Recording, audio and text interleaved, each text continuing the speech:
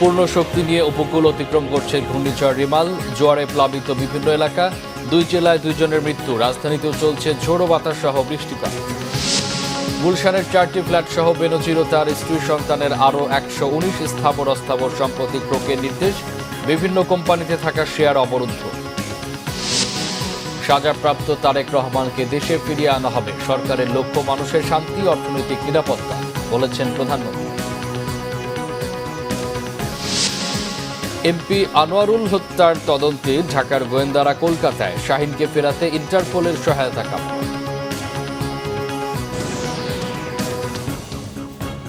দেখছিলেন বিআরবি কেবল সংবাদ শিরোনাম, এবার বিস্তারিত। পূর্ণ শক্তি নিয়ে উপকূল অতিক্রম করছে প্রবল ঘূর্ণিঝড় রিমাল। অতিক্রমের সময় উপকূলীয় অঞ্চলে তাণ্ডব চালিয়েছে ঘূর্ণিঝড়টি। বর্তমানে মোংলার দক্ষিণ পশ্চিম দিক দিয়ে পশ্চিমবঙ্গ খেপুপাড়া উপকূল অতিক্রম করছে। আবহাওয়া অধিদপ্তরের সবশেষ তথ্য অনুযায়ী ঘূর্ণিঝড়টি কিছুক্ষণের মধ্যে উপকূল অতিক্রম সম্পন্ন করতে পারে। ঘূর্ণিঝড়ের প্রভাবে বৃষ্টিসহ ব্যাপক দমকা ও ঝোড়ো হাওয়া বইছে উপকূলীয় এলাকাগুলোতে। প্লাবিত হয়েছে অনেক এলাকা। বিভিন্ন জায়গায় ভেঙে গেছে বেড়িবাঁধ। পটুয়াখালী ও সাতক্ষীরায় মৃত্যু হয়েছে 2 জনের। দুর্যোগপূর্ণ এলাকাগুলোতে সব শিক্ষা প্রতিষ্ঠান আজ বন্ধ থাকবে। এদিকে রেমালের প্রভাবে সোমবার ভোর থেকে রাজধানীতে বাতাসের গতিবেগ বাড়ার পাশাপাশি মাঝারি ধরনের বৃষ্টি পড়ছে। প্রবল ঘূর্ণিঝড় রিমালের অগ্রভাগ রবিবার রাত 9টার পরেই খেপুপাড়া ও মোংলাসহ উপকূলের বিভিন্ন এলাকায় অতিক্রম করতে শুরু করে।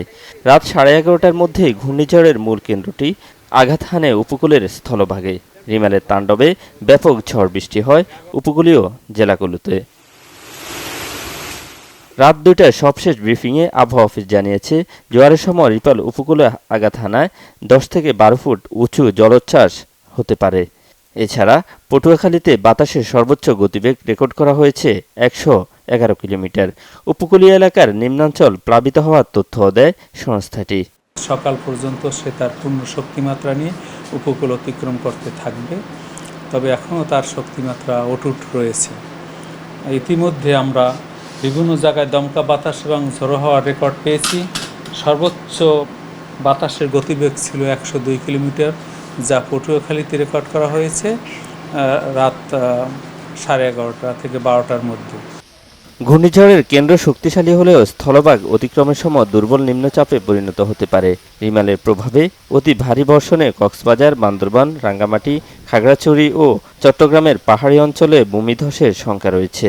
আমাদের গাণিতিক মডেলের মাধ্যমে আমাদের যে জলোচ্ছ্বাসের পূর্বাভাস, সেখানে আমরা দেখেছি যে 8 থেকে 12 ফিট উচ্চতার বায়ুতাড়িত জলোচ্ছ্বাস হতে পারে স্বাভাবিক জ্বরের চেয়ে, এবং আমরা মনে করি যে কোথাও না কোথাও এই বায়ুতাড়িত জলোচ্ছ্বাস হয়েছে। এর আগে রবিবার রাত 8টায় আবহাওয়া অফিসে এক ব্রিফিংয়ে ত্রাণ ও দুর্যোগ ব্যবস্থাপনা প্রতিমন্ত্রী জানান, সোমবার উপকূলীয় জেলার শিক্ষা প্রতিষ্ঠান বন্ধ থাকবে। রিমাল মোকাবেলায় সরকারি নেয়া সব পদক্ষেপের কথাও জানান তিনি। আমরা ফায়ার সার্ভিস, আমাদের সেনাবাহিনী, কোস্টগার্ড, এগুলো আমরা সবাই কাজ করতেছি। এবং যেহেতু বর্তমানে আমরা চলমান দুর্যোগের অবস্থা বর্তমানে মধ্যে আমরা বসবাস করতেছি, এবং সাথে সাথে দুর্যোগ পরবর্তী যে আমরা যেগুলি ইতিমধ্যে আমরা সমস্ত দুর্যোগের মালামালগুলি যেগুলি আমাদের ক্ষতিগ্রস্ত মানুষের জন্য প্রয়োজন হবে, যেগুলি আমরা ইতিমধ্যে তাদেরকে পৌঁছে দিয়েছি। এদিকে রিমালের প্রভাবে সোমবার ভোর থেকে রাজধানীতে বাতাসের গতিবেগ বাড়ার পাশাপাশি মাঝারি ধরনের বৃষ্টি পড়ছে। রাজধানীসহ দেশের উপকূলীয় এলাকাগুলোতে আরও 2 থেকে 3 দিন বৃষ্টিপাত অব্যাহত থাকতে পারে বলে জানায় আবহাওয়া অধিদপ্তর। শুভ মাহফুজ, বাংলা ভিশন, ঢাকা। ঘূর্ণিঝড় রিমালের খবর সংগ্রহে এই মুহূর্তে রাজধানীর আবহাওয়া অফিসে আছেন আমাদের বিশেষ প্রতিনিধি রিশান নাসরুল্লাহ। সরাসরি যুক্ত হচ্ছে তার সাথে। রিশান, ঘূর্ণিঝড় রিমালের অবস্থান সম্পর্কে সবশেষ আর কি তথ্য আছে আপনার কাছে?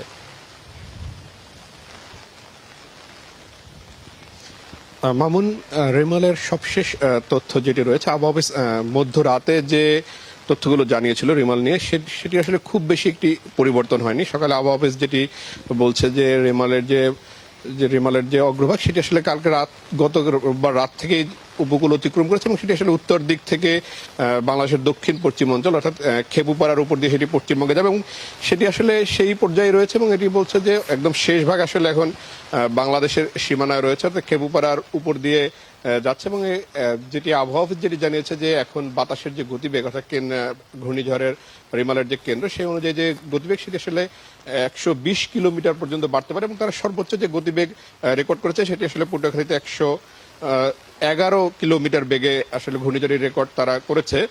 এছাড়া এখন যেটি তারা বলছে যে ঘূর্ণিঝড়টি আসলে আস্তে আস্তে সেটি যখন বাংলাদেশের অতিক্রম করে যাবে তখন আসলে স্বাভাবিকভাবে দুর্বল হয়ে যাবে এবং সেই সময় আসলে বৃষ্টি হবে এবং সেই অনুযায়ী আসলে সকাল থেকেই দেশের বিভিন্ন জেলায় বৃষ্টি হচ্ছে আবহাওয়া অফিসের তথ্য অনুযায়ী এবং তারা বলছে যে এই বৃষ্টিটি আসলে আরো 2-1 দিন চলমান থাকবে।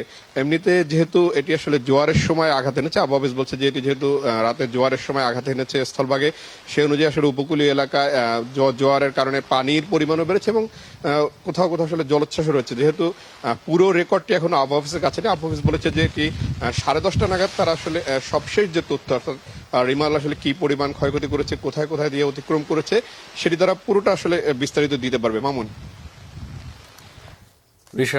রিশান, আপনাকে অসংখ্য ধন্যবাদ। ঘূর্ণিঝড় রিমালের প্রভাবে জোয়ারের পানিতে প্লাবিত হয়েছে অনেক এলাকা। উপকূলীয় জেলাগুলোতে বিভিন্ন জায়গায় ভেঙে গেছে বেড়িবাঁধ। পটুয়াখালীর কুয়াকাটায় স্রোতে ভেসে গিয়ে ও সাতক্ষীরায় শ্যামনগরে আশ্রয় কেন্দ্রে যাওয়ার পথে মৃত্যু হয়েছে এক বৃদ্ধের। ঘূর্ণিঝড়ের প্রভাবে সাতক্ষীরায় নদ নদীর পানি 5 থেকে 7 ফুট বেড়েছে। এর মধ্যে গতকাল শ্যামনগর উপজেলার গাবুরা ইউনিয়নের নাপিতখালী আশ্রয় কেন্দ্রে যাওয়ার পথে রাস্তায় পড়ে গিয়ে শওকত মোড়ল নামে এক বৃদ্ধের মৃত্যুর খবর পাওয়া গেছে। এর আগে পটুয়াখালীর কাওয়ারচরে ঢেউয়ের তোরে ভেসে যায় একজন। 1 ঘন্টা পর তার লাশ উদ্ধার করা হয়। ঘূর্ণিঝড়ের প্রভাবে কাওয়ারচর এলাকা 5 থেকে 7 ফুট পানির নিচে তলিয়ে যায়। এদিকে ঝালকাঠিতে পানি বেড়ে প্লাবিত হয়েছে নিম্নাঞ্চল। বৃষ্টি ও ঝোড়ো হাওয়া বইছে। রিমালের প্রভাবে উত্তাল কক্সবাজার সমুদ্র সৈকত। জোয়ারের পানিতে প্লাবিত হয়েছে 21টি গ্রাম। মাইকিং করে লোকজনকে নিরাপদ আশ্রয়ে চলে যেতে বলা হয়। সুন্দরবন সংলগ্ন খোলপেটুয়া, মালঞ্চ, কপোতাক্ষ ও চুনা নদীর পানি ফুলে ফুসে উঠেছে। নদ নদীর পানি বেড়ে তলিয়ে গেছে সুন্দরবনের অধিকাংশ এলাকা।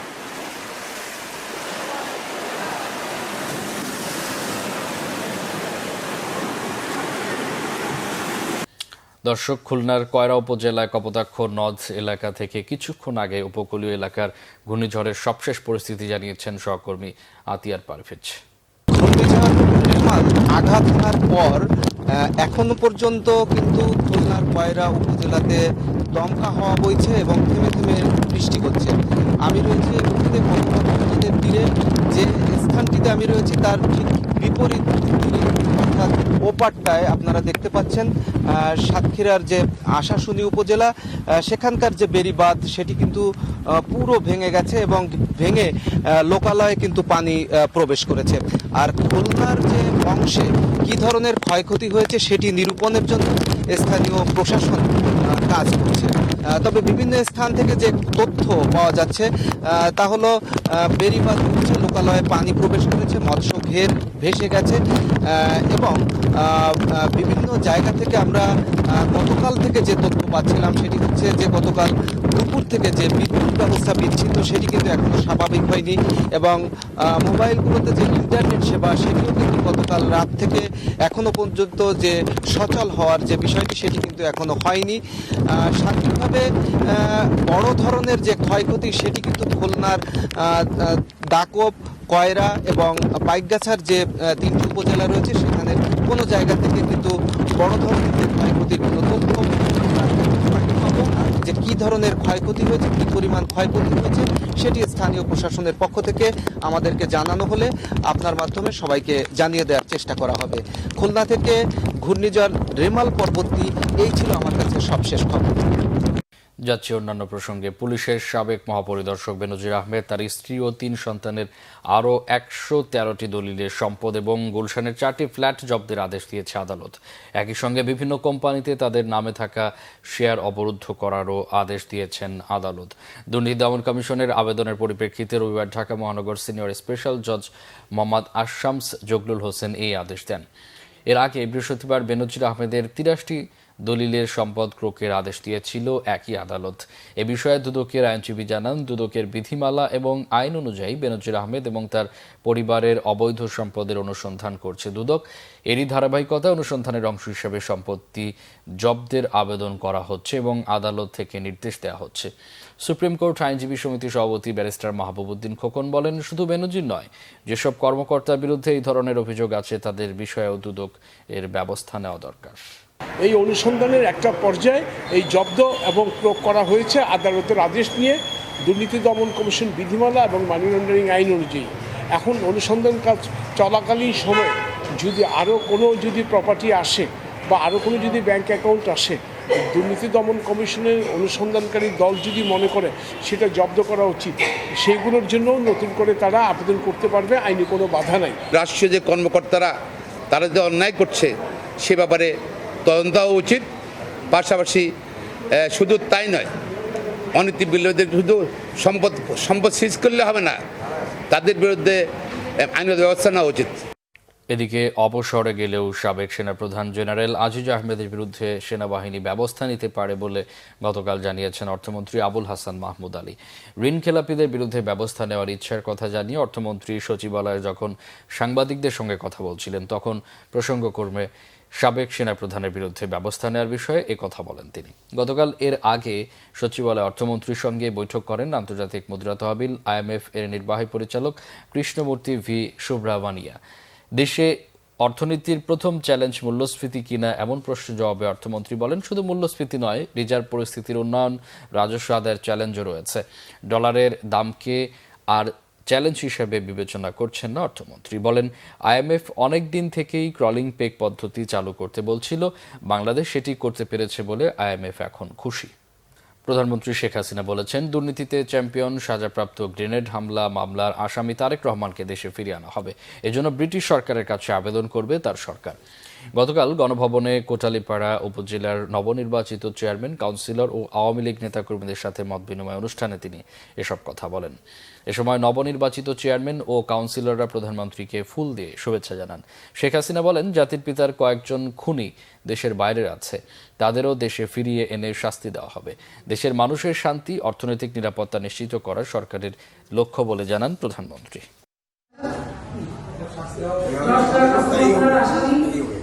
সাজাপ্রাপ্ত গ্রেনেড হামলার আসামি, সাজাপ্রাপ্ত দুর্নীতিতে চ্যাম্পিয়ন, সাজাপ্রাপ্ত আসামি, সেটাকে এখন আমরা নিয়ে আসবো ব্রিটিশ গভর্নমেন্টের কাছে।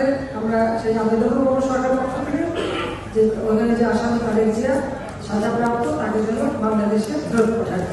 যে সাজাপ্রাপ্ত আসামি ধরে নিয়েছে, যেমন জাতির বঙ্গবন্ধু শেখ মুজিবের খুনিরা যারা, তারাও পাঁচজন বাইরে আছে, সেগুলো আমরা খোঁজ করছি, আমরা চেষ্টা করছি।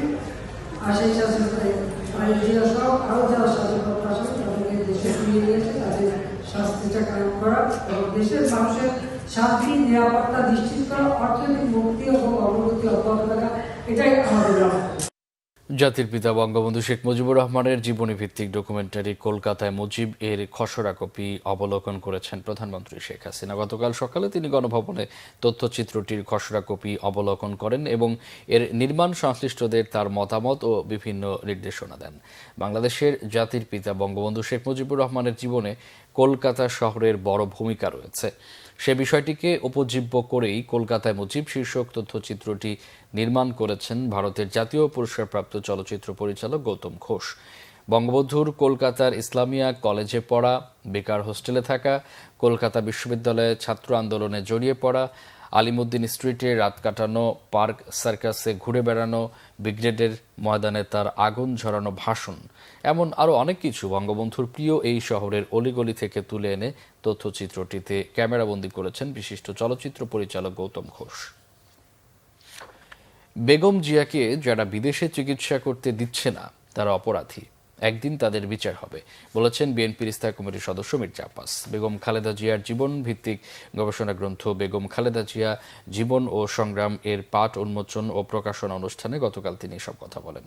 মির্জা আব্বাস বলেন, সরকার জিয়াউর রহমানের কোনো অস্তিত্ব বাংলাদেশে টিকিয়ে রাখতে দেবে না, বিএনপির কোনো নেতাকর্মীর অস্তিত্ব থাকবে না, কেউ টিকতে পারবে না, তাই সবাইকে সচেতন হওয়ার পরামর্শ তার।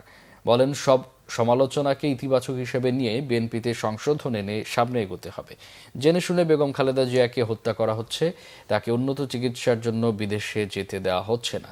দলের স্থায়ী কমিটির সদস্য নজরুল ইসলাম খান বলেন, বেগম জিয়া শুরু থেকে কখনো অন্যায়ের সাথে আপোষ করেনি। নাগরিক ঐক্যের সভাপতি মাহমুদুর রহমান মান্না বলেছেন, বেগম খালেদা জিয়া খুবই অসুস্থ, এরপরও এদিকে সরকারের ভ্রুক্ষেপ না করা আশ্চর্যজনক। চিকিৎসা যেখানে বাংলাদেশে ডাক্তাররা আশা ছেড়ে দিয়েছে, তারা বলতেছে যে নাকি অবিলম্বে বিদেশে নেওয়া দরকার। বারবার বলার পরেও জেনে শুনে একটা মানুষকে কিভাবে হত্যা করা হচ্ছে, এটা আজকে ইতিহাস সাক্ষী হয়ে থাকবে। আজকে বক্তব্যে এই কথা এসেছে এবং আসবে, ইতিহাস সাক্ষী হয়ে থাকবে। যারা আজকে তাকে বিদেশে দিচ্ছে না, তারা ইতিহাসে অপরাধীর খাতে অপরাধী হবে এবং যখন সুযোগ আসবে ইনশাআল্লাহ তাদের বিচার হবে। সরকার সমালোচনার বিরোধী নয়, তবে সমালোচনা গঠনমূলক হতে হবে বলেছেন আওয়ামী লীগের সাধারণ সম্পাদক ওবায়দুল কাদের। সাংবাদিকতার নামে লেখাপড়া নেই, সংবাদ বোঝে না, এমন অনেকেই সরকারি অফিসে গিয়ে বসে থাকে বলে মন্তব্য তার। এদিকে জাতীয় পার্টির চেয়ারম্যান জিএম কাদের বলেছেন, পেশাজীবী সংগঠনগুলো পেশার চেয়ে দলীয় পরিচয়কে বেশি গুরুত্ব দিচ্ছে। এদিকে ডিজিটাল নিরাপত্তা কিংবা সাইবার আইন নামে অনেককেই কারাগারে নিক্ষেপ করা হয়েছে বলে অভিযোগ করেছেন বিএনপির সিনিয়র যুগ্ম মহাসচিব রুহুল কবির রিজভী। মহিবুল্লাহ মহিবের রিপোর্টে বিস্তারিত। পেশাদার সাংবাদিকদের সবচেয়ে বড় সংগঠন ঢাকা রিপোর্টার্স ইউনিটির 3 দশকে পদার্পণ অনুষ্ঠান। প্রধান অতিথির বক্তব্যে আওয়ামী লীগ সাধারণ সম্পাদক ওবায়দুল কাদের বলেন, সমালোচনা শুদ্ধ করে, তাই আওয়ামী লীগ কখনো সমালোচনা বিরোধী নয়। সাংবাদিকতার নামে সাংবাদিকের নাম লেখা নেই, পড়া নেই, সাংবাদিকতা বুঝে না, ধারে কাছেও নেই, এমন অনেকে উল্টে অবসরে গিয়ে দেখি সরকারি অফিসে বসে থাকে। সারা ঢাকায়ও এই অবস্থা আছে।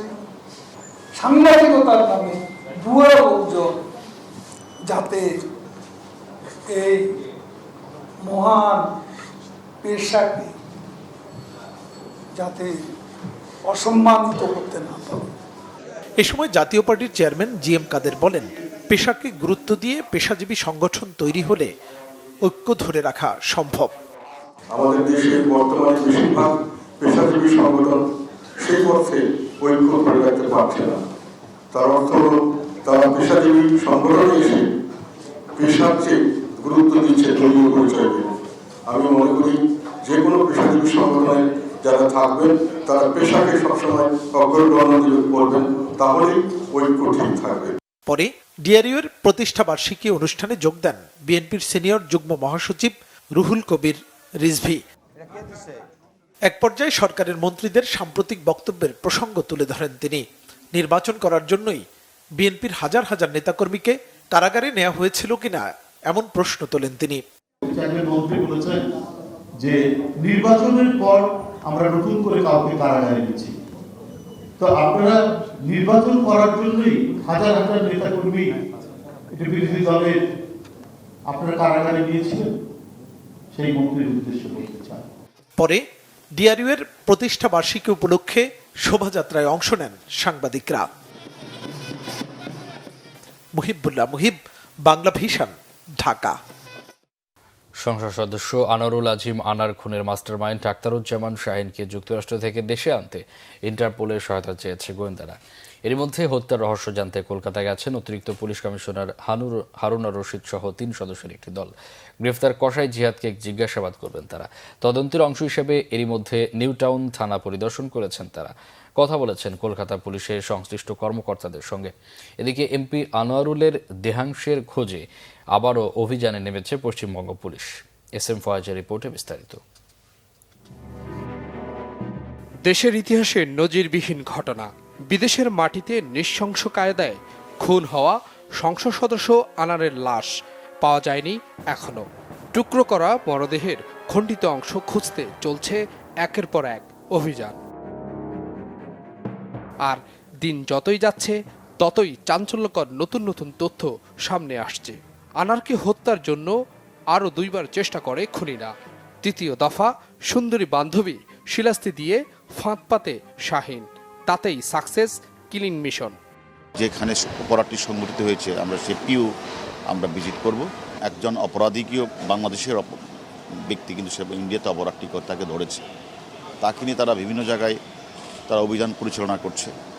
আমি মনে করি শীঘ্রই পুরো লাশটি পাওয়া না গেলেও তার খণ্ডবিশেষ তো অবশ্যই পাওয়া যাবে। ইন্সপেক্টর জেনারেল মহোদয়ের কাছে আমরা আবেদনটি করেছি এবং আমরা ইন্টারপোলের সহায়তা চাইব, কারণ সে একজন বড় রকমের অপরাধী। তার বিরুদ্ধে আমি মনে করি আমরা ইন্টারপোলের মাধ্যমে আইনের আওতায় আনার চেষ্টা করব।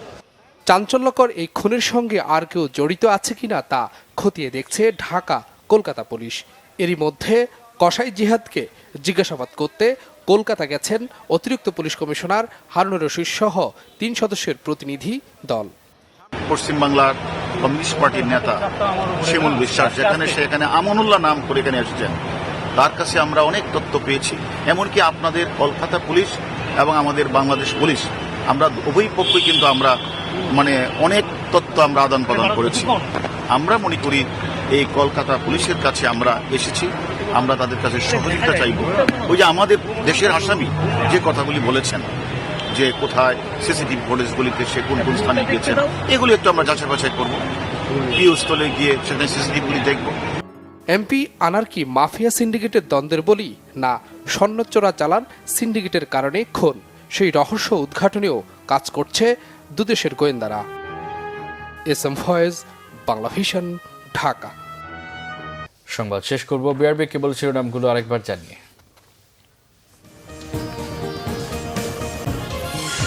পূর্ণ শক্তি নিয়ে উপকূল অতিক্রম করছে ঘূর্ণিঝড় রিমাল। জোয়ারে প্লাবিত বিভিন্ন এলাকা, 2 জেলায় 2 জনের মৃত্যু। রাজধানীতেও চলছে ঝোড়ো বাতাস সহ বৃষ্টিপাত। গুলশানের 4টি ফ্ল্যাট সহ বেনজির ও তার স্ত্রী সন্তানের আরও 119 স্থাবর অস্থাবর সম্পত্তি ক্রোকের নির্দেশ। বিভিন্ন কোম্পানিতে থাকা শেয়ার অবরুদ্ধ। সাজাপ্রাপ্ত তারেক রহমানকে দেশে ফিরিয়ে আনা হবে। সরকারের লক্ষ্য মানুষের শান্তি, অর্থনৈতিক নিরাপত্তা, বলেছেন প্রধানমন্ত্রী। এমপি আনোয়ারুল হত্যার তদন্তে ঢাকার গোয়েন্দারা এখন কলকাতায়। শাহিনকে ফেরাতে ইন্টারপোলের সহায়তা কামনা। এই ছিল এখনকার মতো। পরে সংবাদ সকাল 10টায়, এর আগে 9টা রয়েছে নিউজ টপ 10 দেখার আমন্ত্রণ রইল। এছাড়া বাংলা ভিশন সংবাদ ও সংবাদ সংশ্লিষ্ট অনুষ্ঠান দেখতে ভিজিট করুন www.bpnews24.com ও facebook.com/banglavisionnews এবং সাবস্ক্রাইব করুন youtube.com/banglavision। এতক্ষণ সাথে থাকায় অসংখ্য ধন্যবাদ।